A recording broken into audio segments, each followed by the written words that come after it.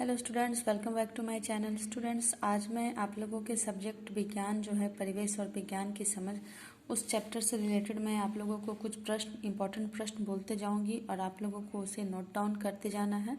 ये काफ़ी इंपॉर्टेंट प्रश्न है, ठीक है। हम लोगों का चैप्टर का नाम है आज पर्यावरण के सजीव उत्पादन के निर्माण एवं संबंधी विशेषताएं एवं कार्य प्रक्रिया, ठीक है, जो कि हमारा चैप्टर 6 में है आप लोगों के बुक में। तो चलिए हम लोग स्टार्ट करते हैं इससे रिलेटेड कुछ इंपॉर्टेंट क्वेश्चंस। जैसा कि स्टूडेंट्स आप लोग क्लास 7 के स्टूडेंट्स हो तो आप लोगों को अब लिखने की हैबिट तो हो ही गई होगी। तो चलिए हम लोग अपना क्वेश्चन स्टार्ट करते हैं। पहला सवाल है हमारा, जड़ किसे कहते हैं। जड़ का 2 लक्षण लिखो जिससे उसे पहचाना जा सके, ठीक है। तो हमारा उत्तर होगा, जड़ पौधों का वह हिस्सा जो मिट्टी के नीचे रहता है तथा मिट्टी से जल के साथ खनिज लवण का अवशोषण कर स्थिरता प्रदान करता है, उसे ही जड़ कहते हैं। जड़ के जो है वो लक्षण है लिखते हैं वो उसको पॉइंट देकर। पॉइंट नंबर 1, बीज के निचले हिस्से से निकलता है एवं मिट्टी में प्रवेश करता है। पॉइंट नंबर 2, कोई गांठ या मोड़ नहीं है। प्रश्न 2, एक आदर्श जड़ के क्या क्या अंश होते हैं। तो एक आदर्श जड़ के 4 अंश होते हैं। पहला मूलत्र क्षेत्र, दूसरा वर्धनशील क्षेत्र, तीसरा मूल रोम क्षेत्र, चौथा स्थायी क्षेत्र, ठीक है। क्वेश्चन नंबर 3, उत्पत्ति के आधार पर जड़ का वर्गीकरण कीजिए। तो उत्पत्ति के आधार पर जड़ 2 प्रकार के होते हैं, ये हमारा उत्तर है, ठीक है।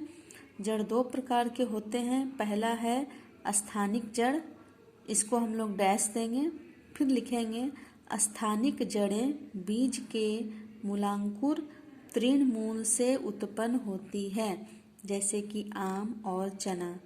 उसके बाद है अस्थानिक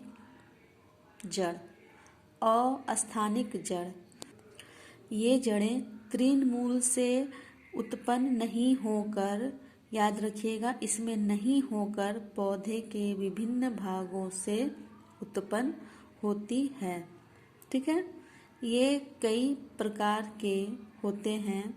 पहला गुच्छ जड़, ठीक है, दूसरा पतज जड़, ठीक है। नेक्स्ट क्वेश्चन नंबर 4, जड़ के विभिन्न कार्यों को लिखो। तो जड़ के निम्नलिखित कार्य हैं। पहला साधारण कार्य, जो पौधे को मिट्टी के साथ बांधे रखता है तथा मिट्टी से जल और खनिज लवण का अवशोषण करने में सहायता करता है। नंबर बी है पॉइंट विशेष कार्य। पहला था साधारण कार्य, अब विशेष कार्य। तो विशेष कार्य क्या है, जड़ परिवर्तित होकर विभिन्न कार्य करता है, जैसे भोजन का निर्माण करता है, श्वसन में भी मदद करता है, ठीक है। पॉइंट नंबर सी, नए पौधे की उत्पत्ति भी करता है, ठीक है। कुछ पौधे के जड़ों से नए पौधों की उत्पत्ति होती है, जैसे पटल इत्यादि। तना किसे कहते हैं, तना की विशेषताओं को लिखो। ये है हमारा क्वेश्चन नंबर 5।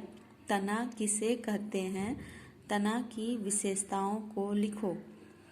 तो हमारा इसमें होगा, तना डैश पौधे के भ्रूण के प्रांकुर से उत्पन्न रचना जो वायुवीय भाग में या अर्ध वायुवीय भाग में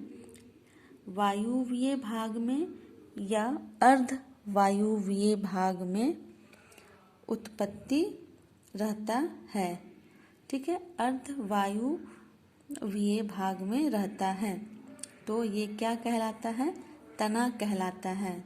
अब है सवाल इसी में हमारा, तना की विशेषताओं को लिखो। तो विशेषता क्या है, तना तृणमुकुल से उत्पन्न होता है।